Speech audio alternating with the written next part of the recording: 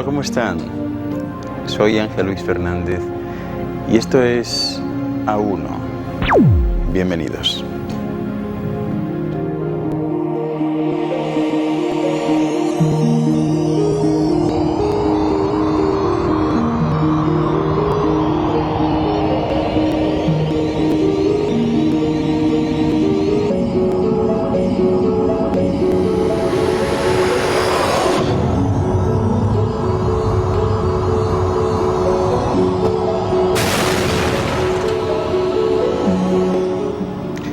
A1 es un programa de investigación y de búsqueda de la verdad perdida, de desvelar misterios y enigmas, de descubrir los secretos y recuerdos del futuro. Hoy les hablaré sobre la Tierra hueca, un tema controversial que tiene muchos defensores y detractores desde el principio de los tiempos.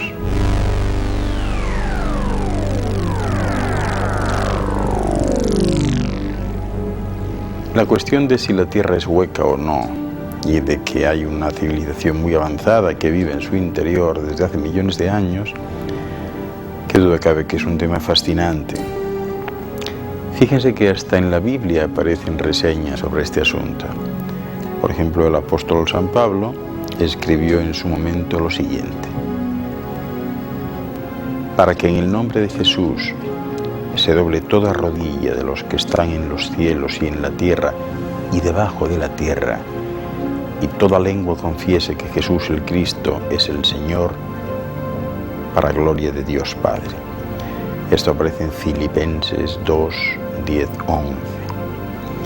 En estas palabras del apóstol Pablo se menciona a los seres que viven en los cielos, es decir, los que hoy algunos llamarían extraterrestres, que viven fuera de la Tierra, pero también a los seres que viven sobre la Tierra y a los seres que viven debajo de la Tierra, es decir, a los intraterrestres.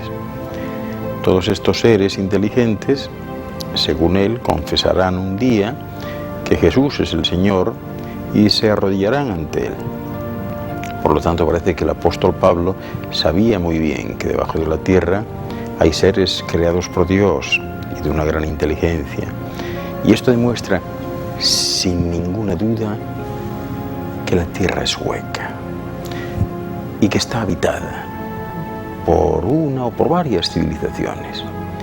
Fíjense, vamos a ver otro pasaje bíblico que dice así: y ninguno, ni en el cielo, ni en la tierra, ni debajo de la tierra, podía abrir el libro, ni aún mirarlo.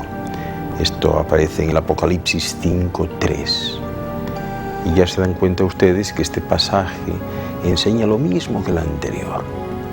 Y observen ahora cómo se menciona a los seres que viven en el cielo, a esos que llaman extraterrestres, como les decía antes, a los que viven en la tierra, es decir, los que viven en la superficie, y a los que viven debajo de la tierra, lo cual demuestra que debajo del suelo que se pisa, pues hay seres de gran inteligencia creados por Dios. Aún hay otro pasaje más, bueno, hay muchos, pero me referiré a este. Y a todo lo creado que está en el cielo y sobre la tierra y debajo de la tierra. Apocalipsis 5:13. ¿Qué les parece? Este pasaje enseña lo mismo que los anteriores, es decir, que hay seres en el cielo, que los hay en la tierra o sobre la tierra y que los hay debajo de la tierra. Seres que glorifican a Dios y a Cristo según la religión católica. Y quisiera dejar claro que cuando esos pasajes bíblicos mencionan a los seres que viven debajo de la tierra, de ninguna manera se está refiriendo a los muertos enterrados debajo de la tierra, ya que según la Biblia, los muertos no están vivos en ningún lugar. Bien, como pueden ver, el Nuevo Testamento pues hace una referencia clara a la civilización intraterrestre, esa civilización que vive debajo de la tierra, a unos 1300 kilómetros hacia abajo, hacia la profundidad, bajo nuestros pies, en un mundo muy parecido físicamente al de la superficie, pero que sin embargo posee un horizonte que se curva hacia arriba, no como en la superficie que se curva hacia abajo, y con un pequeño sol interior, en algunos casos, que lo ilumina y lo calienta, ¿verdad? De modo que según el Nuevo Testamento, debajo de la tierra viven otras personas, las cuales, seguramente son más avanzadas que las que viven sobre la superficie. Y llegados a este punto, seguramente ustedes se preguntarán, bueno, pero entonces se está ocultando la verdad o parte de la verdad. Bien, según las afirmaciones de un artículo de Jim Broun de la revista Nostra número 425, en la semana del 29 de junio al 4 de julio de 1980, un tal almirante Byrd vivió una aventura extraordinaria en los glaciales del Polo Norte, porque Byrd, acompañado de 3 personas más, iba caminando, ¿verdad? Invirtió horas sobre el hielo, escalando los picos de hielo, y de pronto, de una cumbre, descubrió, junto con su grupo, un espectáculo impresionante. Había un valle estrecho y profundo, cubierto de una vegetación abundante y aparentemente iluminada por un sol caliente permanente, ¿verdad? Había allí como un verdadero oasis de vida en medio de un gran desierto de hielo. El hombre consultó su termómetro y la temperatura era de 50 grados bajo cero. Entonces su colega, el capitán Fitting, escribió en el diario de la misión que el 14 de junio de 1926, a 74 metros de altitud, a 12 horas 8 minutos, los 4 hombres se pusieron a utilizar sus cuerdas para llegar a la maravillosa vegetación que se extendía sobre una centena de metros. Y después de una hora larga de bajar, resultó que habían cambiado de mundo, era todo inexplicable. Había una vegetación abundante, un calor suave. El termómetro marcaba, fíjense ustedes qué impresionante, 19.8 grados centígrados.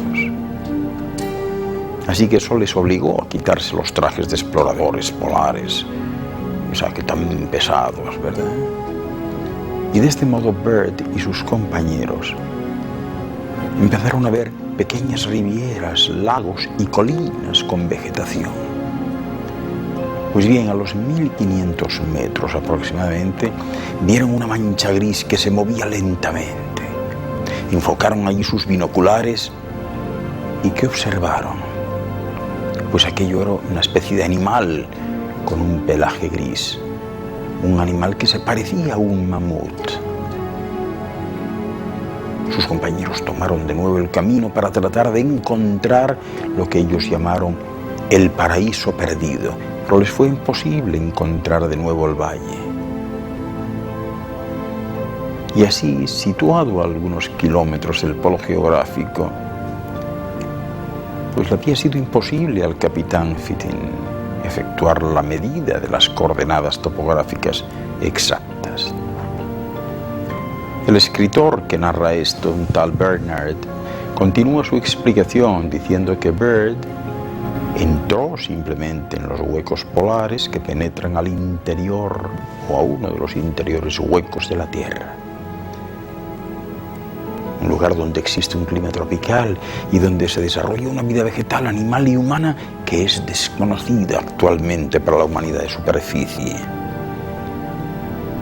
y que los gobiernos esconden, porque ellos saben bien que de ahí salen ciertas formaciones sospechosamente parecidas a los ovnis que prueban que existe una civilización muy desarrollada en el interior de la esfera y que supera grandemente las capacidades tecnológicas de la humanidad de superficie. Y que por alguna razón, pues no existe interés en afrontarlo. Bueno, pues hasta hace poco tiempo se divulgaba una teoría científicamente aceptada y algunas más que la contradecían a fin de quitar los ojos del asunto real sobre que la Tierra era una especie de gran meseta cilíndrica que sobresalía del mare magnum infinitum un océano infinito que estaría habitado por monstruos gigantescos de cuyas propiedades y aguas se discutía profusamente. Bueno, pues por algún mecanismo artesiano ellos creían que el agua surgía del Mediterráneo y se volcaba en los océanos y de estos al mare magnum. Entonces, claro está, internarse en los océanos pues era algo así como acercarse al abismo del que nadie regresaba. Y esta idea machacada durante siglos pues no surtió efecto en algunas personas, ¿verdad?, que sin problema de ningún tipo se aventuraron a comprobar si aquello era verdad o no. Y temerarios ya saben ustedes que los ha habido siempre, y los hay, y los habrá. De modo que no bastaba con la idea inculcada, ¿verdad?, sino que había que excomulgar y en algunos casos asesinar o quemar por brujo o por hereje a todo aquel que se atreviese a hablar de estos asuntos. Si se dejaba hablar de la tierra esférica, los marineros descubrirían muchas tierras y se acabaría el secreto y el monopolio. Y los frailes temían que se acabara la iglesia si se descubría que había contribuido tan grandemente al engaño, condenando a los científicos que en nada atentaban contra los principios teológicos. En realidad nada más y nada menos atentaban contra los intereses mezquinos. Mientras tanto, la tierra como una bandeja sostenida por 3 elefantes o por 4, o la tierra con forma de disco en medio del universo con el infierno en la otra cara, cosa que nadie se animaba a acercarse a aquellas orillas, pues agregaban el condimento necesario a esa discusión tan entretenida. Y cualquier cosa era considerada oficialmente como posible, excepto la blasfema idea estúpida y absurda y sin fundamento de ningún tipo de que fuera esférica y estuviera flotando en el espacio girando alrededor del Sol o no, la Tierra era hueca. Así pues, varios diarios y revistas allá por 1956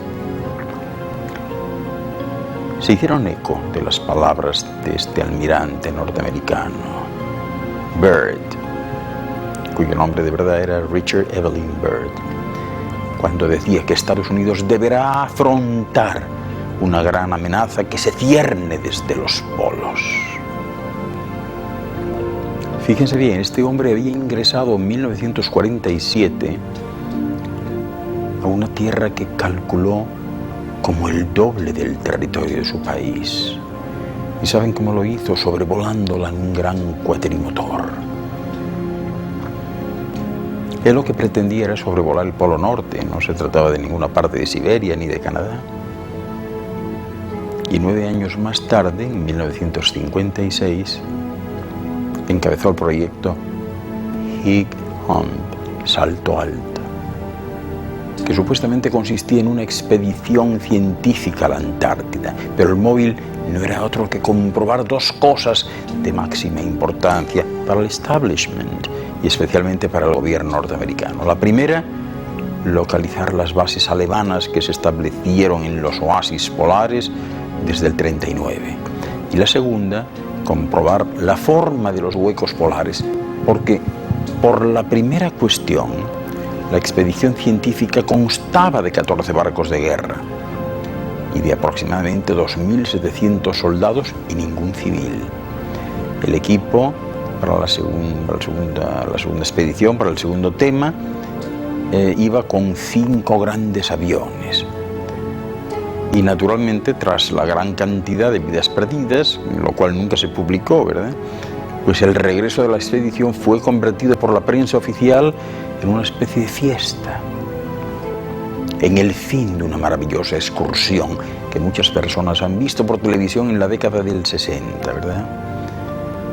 Y así pues se mencionaban aquellos oasis polares con temperaturas pues prácticamente subtropicales, ríos de aguas tibias, extensos bosques, maravillosos colores y unos seres especiales. Imagínense ¿Qué deseos pueden tener los habitantes del interior terrestre o incluso los del exterior, ¿verdad?, de contactarse con la humanidad de superficie y decir, pues aquí estamos, aquí nos tiene? Ya pueden ustedes sospechar que seguramente pueden que hasta tengan ciertas leyes que lo prohíban. Así como existen leyes aquí, aún entre la humanidad de superficie, hay leyes de inmigración, por ejemplo. En este caso, las diferencias deben ser tan grandes o mayores de lo que puedan imaginar, como las que hay, por ejemplo, entre los jíbaros amazónicos y el resto de la superficie externa del mundo. Fíjense, les contaré algo. Los jíbaros tienen una disposición legal muy terminante. ¿Saben cuál es? Matar a toda persona que ingrese a su territorio sin las insignias y contraseñas que solo conocen sus amigos. Y puede parecer terrible, pero si esa consigna no se respetase, créanme que ya no habría jíbaros en el Amazonas. Estarían como esclavos de tercera en las fábricas de la civilización, y sus mujeres, que siempre han vivido desnudas, estarían semivestidas en los burdeles de la civilización, de los que se dicen estar civilizados. Hasta hace unos 200 años más o menos, era perfectamente posible acercarse a los jíbaros sin miedo alguno. Cualquier presencia humana extraña, pues era motivo de una gran festividad. Pero claro, los buscadores de oro y diamantes y los tratantes de mujeres, pues fueron un motivo suficiente para dictar esa consigna que hoy hace impenetrable el acercarse a ciertos lugares. Y a pesar de no tener tecnología alguna, se defienden y prefieren morir antes que caer esclavos, porque no es otro el destino que puede darles esta sociedad. Si en el interior de la tierra viven los dioses de las crónicas tomadas como leyendas, por ejemplo, la civilización nórdica y las crónicas de la antigua Grecia, no deben ser tan fáciles de conquistar como los inocentes, incluso me atrevería a decir que casi ingenuos aborígenes americanos de 5 siglos atrás, que no entendían nada de eso que llaman la maldad, no sabían lo que era la usura o la esclavitud, los vicios y todas esas características que definen a una civilización que, además de destruirlos, los calumnió con supuestos ritos brutales de sacrificios humanos. Varios millones de aborígenes se salvaron de las masacres de la conquista porque desaparecieron. Y así los conquistadores hallaron cientos de poblaciones y grandes ciudades vacías, que luego fueron abandonando poco a poco los que habían quedado. ¿Creen ustedes que se los tragó la Tierra? Si vemos la teoría de formación planetaria, ¿verdad?, bajo una óptica estrictamente material como es la física, pues tendremos solo un desarrollo posible y cualquier otra teoría caerá en errores en un momento u otro del desarrollo. La teoría de la Tierra maciza, por ejemplo, pues cae en un montón de errores, como el hecho del origen mismo de la masa, una masa supuestamente homogénea en un principio que luego no podría desarrollar una dinámica hídrica, es decir, del agua, química, volcánica, etc., porque sería como adjudicar esas dinámicas a una masa de piedra volcánica que se arrojase al espacio. ¿Acaso creen ustedes que esa masa podría desarrollar volcanes, cambios morfológicos, etcétera, a medida que se fuese enfriando? Porque aparte de eso, una masa como la de la Tierra, si fuese maciza, se partiría en millones de pedazos a medida que se enfriase.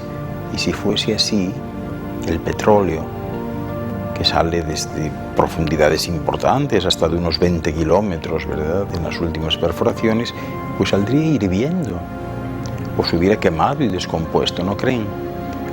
Y así un largo etcétera de cosas objetivamente conocidas que son completamente incoherentes con esa teoría de que la Tierra es totalmente maciza. La superficie interna es en realidad la que lleva la mejor parte en los procesos de desarrollo biológico, porque su gravedad siempre será menor que la gravedad externa. Fíjense, mientras aquí sobre la superficie la gravedad es de 9,8 metros por segundo cuadrado como coeficiente de aceleración, en el interior esta medida pues es más o menos de 6,7.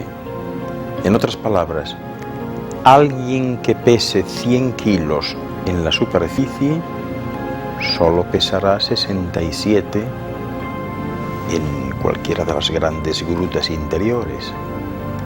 Eso sí, nunca verá la noche.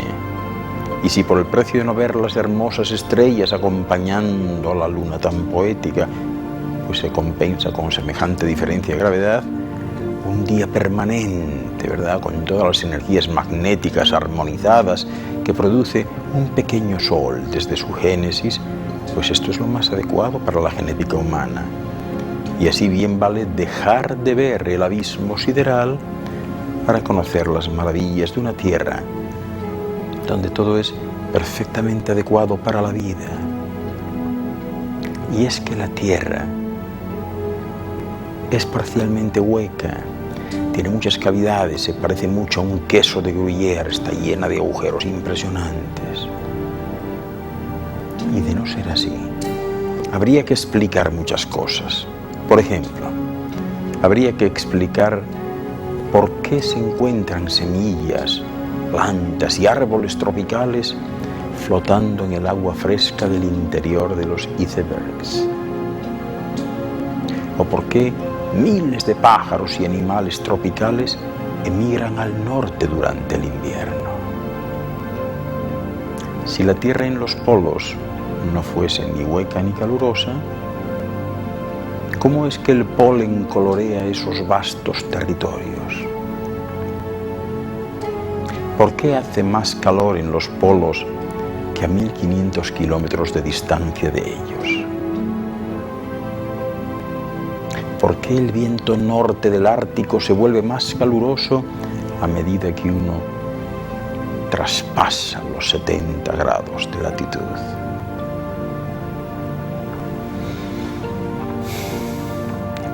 La teoría de la Tierra hueca, con alguna abertura entre ellas en los polos, pues tuvo su origen más reciente, ¿verdad?, y más científico en los escritos de William Reid en 1906, cuando presentó por primera vez su libro Phantom of the Poles, el fantasma de los polos.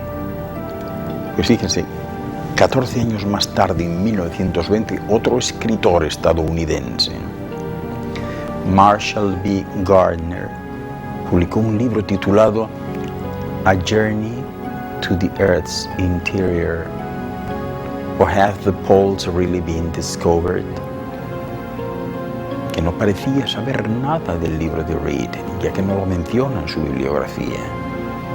Una bibliografía, por cierto, muy extensa y que incluía la mayoría de los libros importantes sobre la exploración ártica. Bueno, pues Gardner en su libro presenta la misma concepción de la estructura terrestre que Reid. Dice que la Tierra es hueca, que tiene aberturas en los polos, ¿verdad?, aunque a veces parecen disfrazados holográficamente, parece que no las hay, pero a veces se ven. Difiere con él en la creencia de la existencia de un pequeño sol que utilizan esas grutas tan grandes y que sería la fuente de la aurora boreal.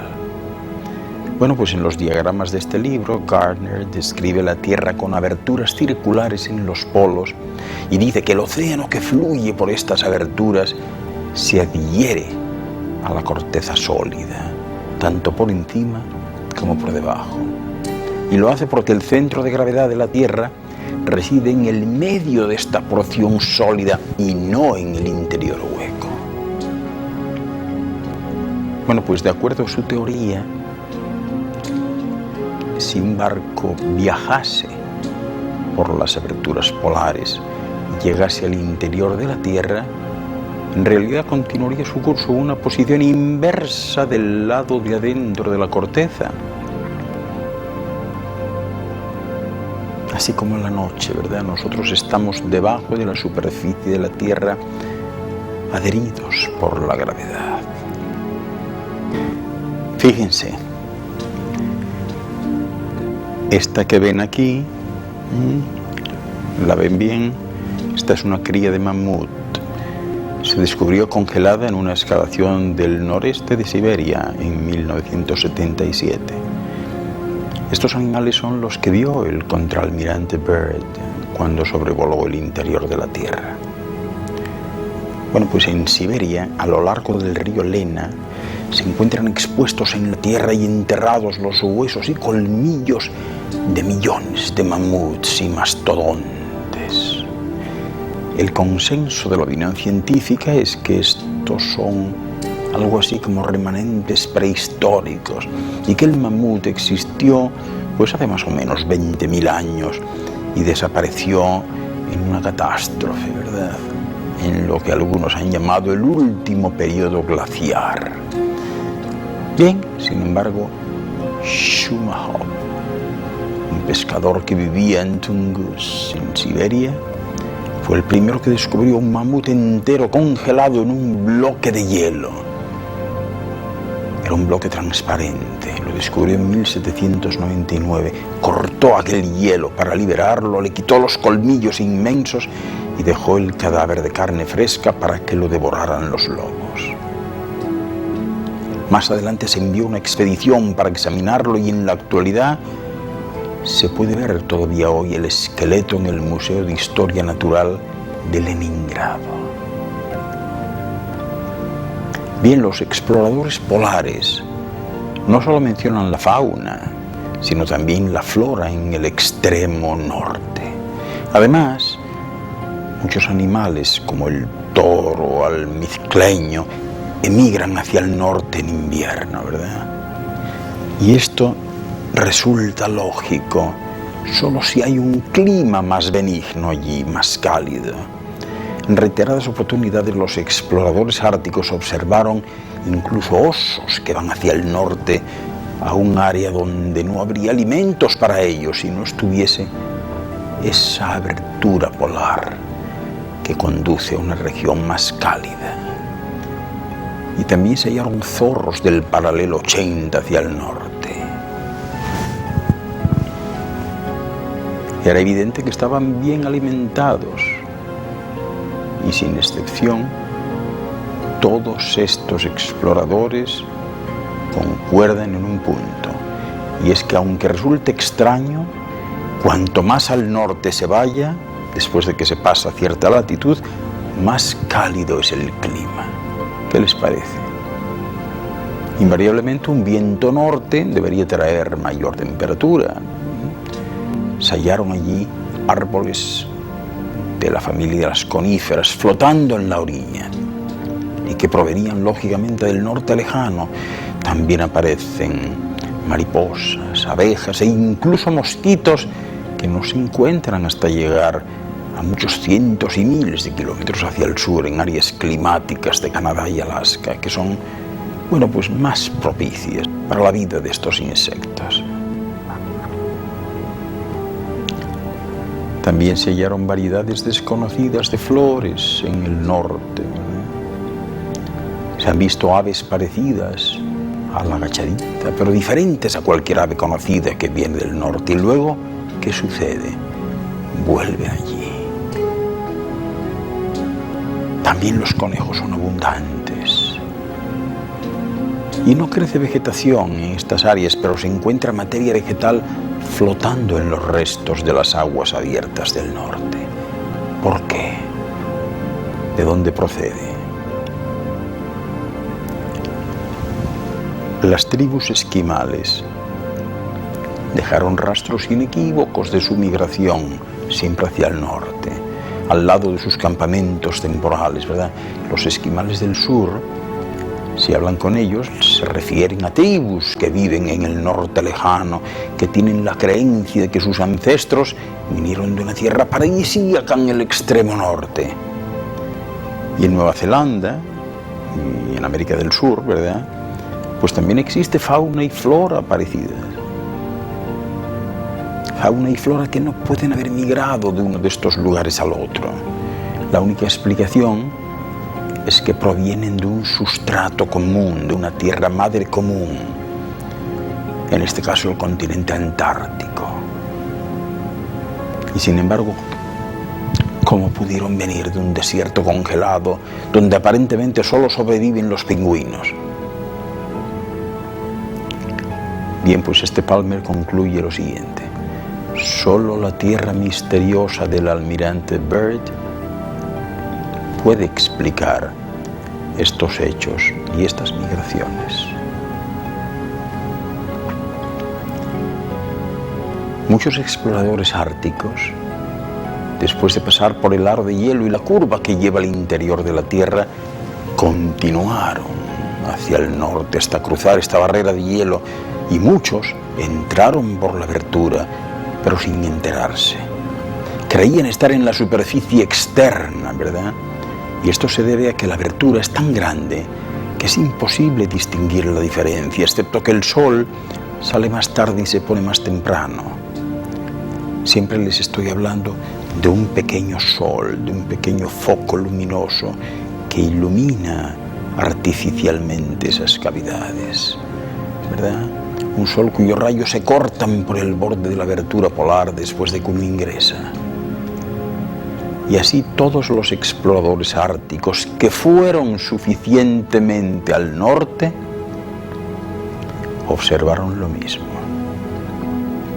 Y este Gardner cree que la abertura polar tiene un diámetro de al menos 2.260 kilómetros, que no está mal, ¿eh?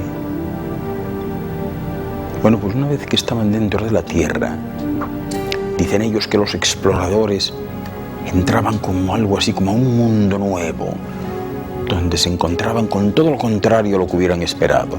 La aguja de la brújula apuntaba en sentido vertical en vez de horizontal como antes, debido a que el verdadero polo magnético está ubicado en el medio de la curva que va desde afuera hasta dentro de la Tierra. Y así, cuanto más al norte iban, más cálida era la atmósfera. El hielo de las regiones árticas que estaba más al sur desaparecía y era reemplazado, ¿saben por qué?, por mar abierto. De hecho, el almirante Byrd encontró una ausencia total de hielo y nieve en la Tierra más allá del polo, que sobrevoló a lo largo de 2.740 kilómetros, y a medida que los exploradores navegaban más al norte, siempre constataban lo mismo, que los vientos se volvían más cálidos, que el clima era más moderado y agradable, y con frecuencia hasta el polvo que llevaba el viento era impresionante. ¿De dónde podía venir tal polvo en el norte extremo? Una tierra de hielo y océano, ¿cómo puede ser? Bueno, pues Reed y Gardner atribuyen el origen de este polvo a que existen volcanes dentro de la apertura polar que dan al interior de la Tierra, porque de otro modo sería imposible que hubiese volcanes en el Ártico si no estuviesen dentro de la abertura polar.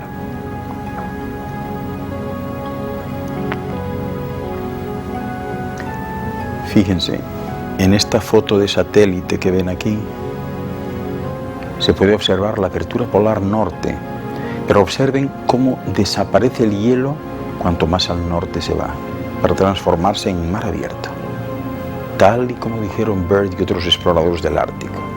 Y este fenómeno ocurre a causa del calor procedente del interior de la esfera y que sale por esa apertura polar.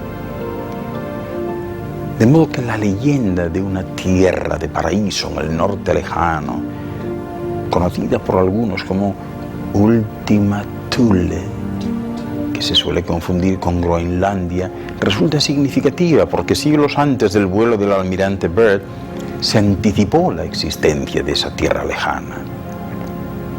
una tierra libre de hielos, en los límites del norte de la esfera. Y por eso Palmer escribió lo siguiente, decía que la leyenda escandinava de una tierra maravillosa muy al norte llamada Ultima Thule, que se suele confundir con Groenlandia, como les decía, es significativa cuando se estudia en detalle a raíz de su llamativa semejanza con esa tierra que pudo ver Bird y con su ubicación en un norte tan lejano. Bueno, pues asumir que Ultima Thule es Groenlandia implica enfrentarse con la contradicción del casquete polar de Groenlandia, que llena toda la depresión de Groenlandia hasta una profundidad de 3.047 metros. Y entonces se trata de la tierra misteriosa del almirante Byrd, el centro del gran interior desconocido. Es lo mismo que la Ultima Thule de las leyendas escandinavas.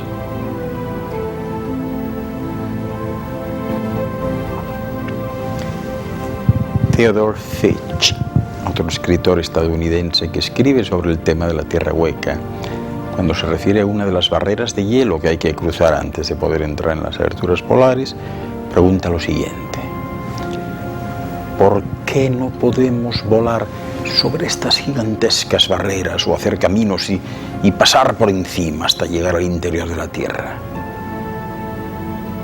Este hombre no encuentra razón que lo impida, aunque al igual que otros tantos estadounidenses ignoraba que el almirante Byrd ya había sobrevolado esas barreras y entrado a la Tierra Hueca algunos años antes. Fitch cree que una vez que estos hechos sean de conocimiento público, todas las grandes naciones intentarán establecer algún tipo de soberanía sobre este nuevo mundo, cuya área es mayor que la superficie terrestre y que no estará sujeta a la precipitación radioactiva que envenene los alimentos y las tierras. Un mundo de alcance mucho más fácil que la Luna, ¿verdad? Y de mayor importancia para la humanidad de superficie, porque ofrece las condiciones ideales para la vida humana, con mejor clima que el de la superficie y sin problemas de contaminación. Fitch lo llama una tierra paraíso y cree él que es la verdadera ubicación geográfica del paraíso terrenal. Una tierra maravillosa mencionada en todas las escrituras religiosas de todos los pueblos. El Edén, el norte del Edén. William L. Blessing es otro escritor norteamericano al que influyeron mucho las teorías de Reed y de Gardner. Este hombre publicó un folleto sobre el tema donde reproduce los diagramas de la estructura terrestre y dice lo siguiente. Fíjense. Dice que uno de los hechos más enigmáticos de la exploración del Ártico es que, aunque se trata de un área oceánica cubierta de agua que se congela por encima o que está abierta en parte según la época del año, muchos exploradores señalan que hay grandes extensiones de océano abierto en los puntos más cercanos al polo, mientras que más al sur hay más hielo. Bueno, pues algunos exploradores dicen que hace mucho calor a veces allí y que los que fueron tuvieron incluso que quitarse las prendas de abrigo. Inclusive hay un registro de un encuentro con esquimales desnudos. Se cree que el origen de esta raza pues es el norte extremo, de donde emigraron al sur hasta su hábitat actual. Y es probable que su hogar original más al norte pues fuese más cálido que el que tienen actualmente. Pero fíjense, haciéndonos eco de todas estas leyendas, ¿verdad? Y de todas estas inspecciones vividas por estos exploradores, ¿verdad? Haciéndonos eco de todas las experiencias que han tenido, Posiblemente venga bien ahora describir un viaje teórico a través de la apertura polar del sur hasta el nuevo mundo que se encuentra más allá. Para ello, el mejor vehículo aéreo pues pudiera ser seguramente un dirigible tipo Zeppelin, porque tiene muchas ventajas con respecto al aeroplano. Si llegase a quedarse sin combustible en este largo viaje, podría pedir ayuda por radio sin riesgo de estrellarse. La primera parada sería, si nos vamos al cono sur, Tierra del Fuego, en el extremo de América, ¿verdad? Cerca de la Antártida. Allí pues se podría reabastecer de combustible.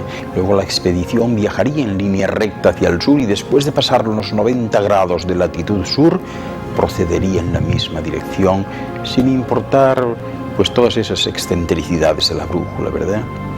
A su tiempo dejaría atrás el hielo y entonces entraría en un territorio de flora y fauna impresionante, como hizo el almirante Byrd cuando viajó 2.300 kilómetros más allá del Polo Norte.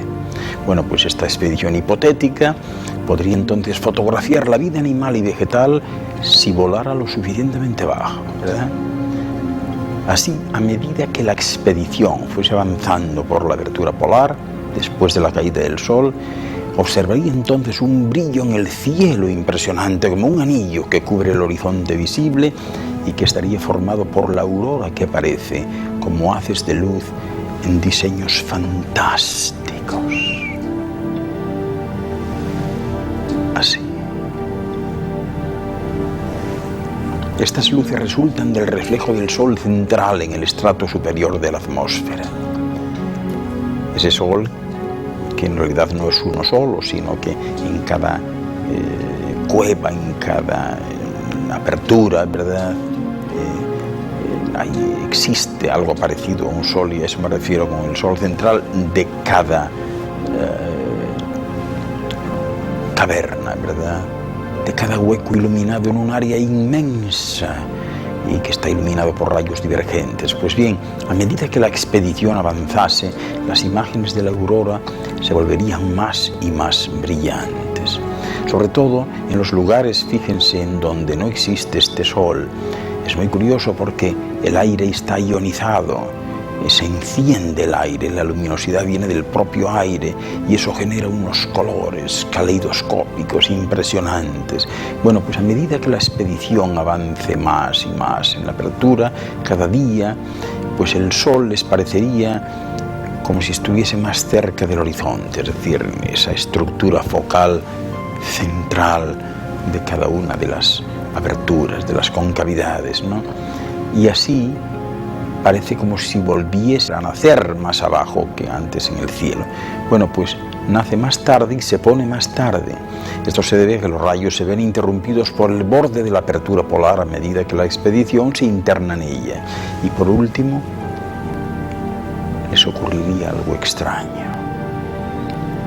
Aparecería una luz de día cuando debería ser de noche, pero es una luz diferente a la que están acostumbrados a ver en la superficie de la Tierra, porque en los lugares donde existe ese centro solar, pues ese sol es como más oscuro y rojizo, porque no se trata de este sol que conocemos, sino es un foco luminoso, ¿verdad? Es un sol interior que nunca se pone y que brilla de forma continua, aunque ellos parece que pueden controlar la intensidad de su luz, de su brillo, y que puede producir, si así lo desean, una luz perpetua. Mientras tanto, también esta expedición notaría que la temperatura se vuelve más cálida hasta que el clima se torna fundamentalmente tropical. Un clima de verano perpetuo, sin cambios de estación. Bueno, pues con el avance de esta expedición hipotética, se notaría que el sol visible ya no se movería, sino que estaría fijo en el cielo, en el caso donde existe este núcleo, ¿verdad? Este núcleo luminoso solar, porque en los otros, como ya les decía, se trata de moléculas del aire excitadas que tienen un brillo permanente que pueden controlar también, es decir, pueden alterar su intensidad para subirlo o bajarla. Por último, la expedición vería unas formas de vida nuevas y extrañas, con animales extraños y plantas tropicales, y se encontrarían hasta con especies prehistóricas extinguidas hace mucho en la superficie, pero que han continuado su desarrollo ahí. Les estoy hablando de un verdadero paraíso para el zoólogo, para el botánico. Finalmente la expedición pasaría a la abertura polar y llegaría al hueco interior, central, final. Su atmósfera interior, que es el hogar de muchos de esos que llaman platillos volantes, se les mostraría con toda su magnificencia. Con el tiempo, esta expedición comenzaría a ver señales de civilización y se encontraría con inmensas ciudades subterráneas de los antiguos habitantes que quedaron de la Atlántida y de Lemuria, seres que colonizaron este mundo hace miles de años, que son los creadores, como les decía, de muchos de esos platillos volantes que aparecen en la superficie.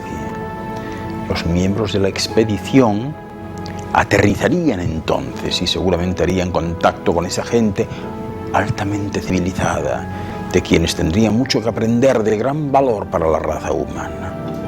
Aunque inicialmente no podrían establecer contacto físico, porque la diferencia vibratoria del gradiente de potencial lo impediría. Sencillamente, aquellos cuerpos menos desarrollados, como son los cuerpos de la humanidad de superficie, correrían el riesgo de desintegrarse. Pero sí se podría establecer un contacto a nivel de proyección o telepático. Y lo probable es que el mensaje que estos seres les transmiten estuviese relacionado con la salvación de la humanidad, de la aniquilación nuclear y de tantas otras cosas. Tal vez estas personas tengan la esperanza de impedir otra guerra mundial en el futuro cercano. O quizás estén preocupados por salvar los restos de la raza humana en el caso de que la humanidad de superficie se extermine a sí misma. O incluso podrían pensar en rescatarles y situarles en el mundo subterráneo para que la destrucción no fuese total. En cualquier caso, es probable que este gran pueblo sienta una especial simpatía por la humanidad de superficie, sus hijos, porque su civilización también fue destruida en algún momento por una guerra nuclear, seguida de un diluvio, del cual se salvaron a tiempo al encontrar refugio en el mundo subterráneo.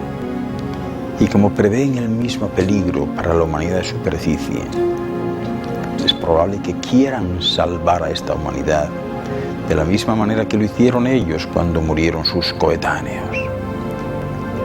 Por lo tanto, los miembros de esta expedición tal vez lleven a cabo la misión más importante para la raza humana y para el futuro. A lo mejor se les admira en el futuro no solo como exploradores importantes de la historia, sino como viajeros salvadores de la era nuclear. En conclusión, créanme que es difícil precisar dónde está el Polo Norte y el Polo Sur en realidad. Donde se supone que existen, en el lugar en el que se supone que existen, hay aberturas grandes que dan al interior, a huecos de la esfera. Y como ya les he dicho, este planeta es como un queso de Gruyère, está repleto de grandes cavidades, unas habitadas y otras no, unas con grandes ciudades, otras con grandes mares interiores. Son estas cavernas el origen de las auroras boreales y tienen un clima ideal subtropical, de unos 24 grados de temperatura promedio, es decir, ni demasiado calor ni demasiado frío. Existe una gran población que habita las grutas de la superficie de esas cavidades internas de la corteza terrestre, que conforman una civilización mucho más avanzada que la de superficie en cuanto a logros científicos y desarrollo. Descienden de los continentes sumergidos de Lemuria y la Atlántida. Algunos padres creadores viven allí. Créanme que es probable que los Estados Unidos conozcan muy bien la existencia de esta abertura polar y de otras, y una tierra que está más allá de los polos y de esas cavidades subterráneas, por debajo de las cimas oceánicas. Todos los planetas que albergan vida funcionan igual. Las humanidades más avanzadas están en el interior, nunca en el exterior. A medida que van avanzando, que van evolucionando, que van adquiriendo un mayor nivel de desarrollo, emigran al interior. Siempre el interior. Pero no crean que todo lo que han visto y oído hoy haya sido fruto de su imaginación o de la mía. Yo soy Ángel Luis Fernández.